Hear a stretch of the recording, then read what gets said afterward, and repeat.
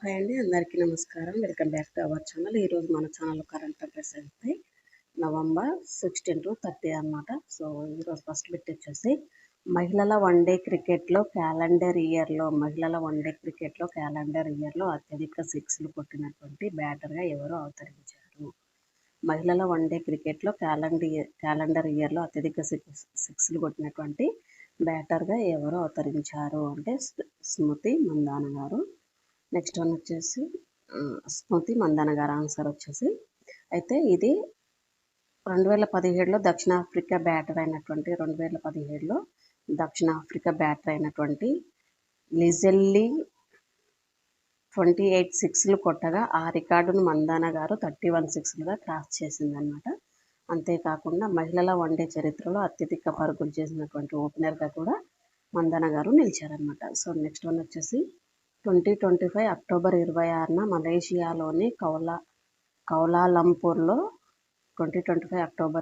మలేషియాలోని కౌలాలంపూర్లో జరిగినటువంటి శిఖరాగ్ర సదస్సుకు ప్రధాని మోడీజీ పాల్గొనడం జరిగింది. అయితే ఈ సదస్సులో 2026 సంవత్సరాన్ని ఏమని ప్రకటించడం జరిగింది? అయితే ఇక్కడ 2025 సంవత్సరాన్నేమో ఆసియా భారత్ పర్యాటక సంవత్సరంగాను అండ్ 2026 సంవత్సరాన్ని ఆసియా భారత్ సముద్ర సహకార సంవత్సరంగాను ప్రకటించడం జరిగిందన్నమాట.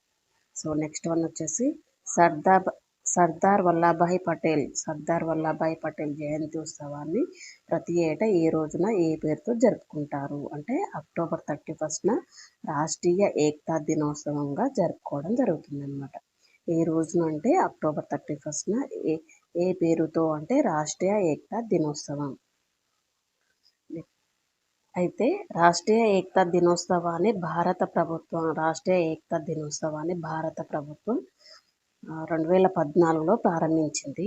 అయితే దేశ సమైక్యత కోసం సర్దార్ వల్లభాయ్ పటేల్ గారు చేస్తున్నటువంటి కృషికి గాను ఈ విధంగా గుర్తు కోసం నిర్వహించడం జరుగుతుంది అనమాట. అయితే ఇక్కడ నేను ఒక విషయం అయితే చెప్పాలండి. సో చాలా వరకు అయితే ఇప్పుడు ప్రెసిడెంట్ ప్రిపరేషన్స్ స్టార్ట్ చేసిన వాళ్ళైతే ఈ విధంగా అంటే ఈ నోట్స్ వాళ్ళకైతే చాలా యూస్ఫుల్గా ఉంటుంది. ఆల్రెడీ ప్రిపరేషన్స్ స్టార్ట్ చేసి 1 or 2 అటెంప్ట్స్ చేసిన వాళ్ళకైతే ఇది కొంచెం ఈజీగా ఉంటుంది. ఇప్పుడే ప్రిపరేషన్ స్టార్ట్ చేసిన వాళ్ళకైతే హార్డ్గా ఉంటుంది. సో మీరే చదువుకోవాలండి. అండ్ గుజరాత్లోని కేవాడియా ప్రాంతంలో సర్దార్ పటేల్ జయంతి సందర్భంగా భారీ విగ్రహాన్ని అయితే ఎప్పుడు ఆవిష్కరించారు అంటే 2018 అక్టోబర్ 31న సర్దార్ వల్లభాయ్ పటేల్ గారి జయంతి ఉత్సవం సందర్భంగా గుజరాత్లోని కేవాడియా ప్రాంతంలో అయితే ఆవిష్కరించడం జరిగింది. సో నెక్స్ట్ వన్ వచ్చేసి నర్మదా నది పైన ఉన్నటువంటి సాధు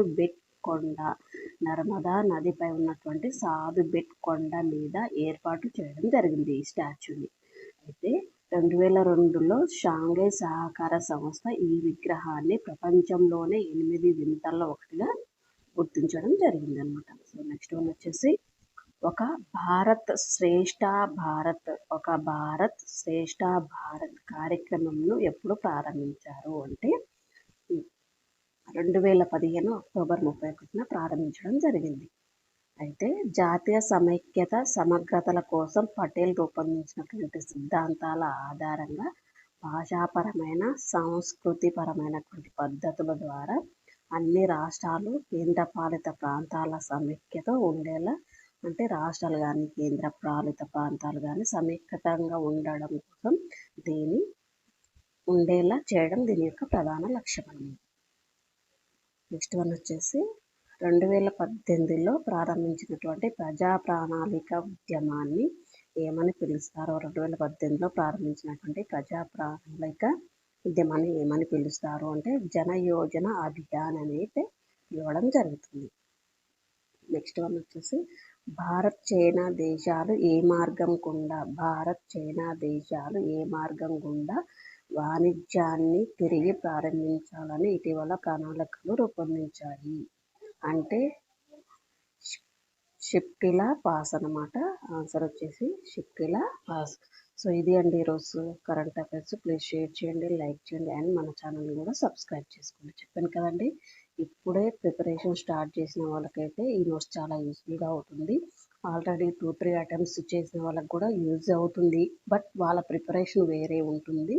సో ఇప్పుడు ప్రిపరేషన్ స్టార్ట్ చేసిన వాళ్ళకైతే చాలా యూస్ఫుల్గా ఉంటుంది.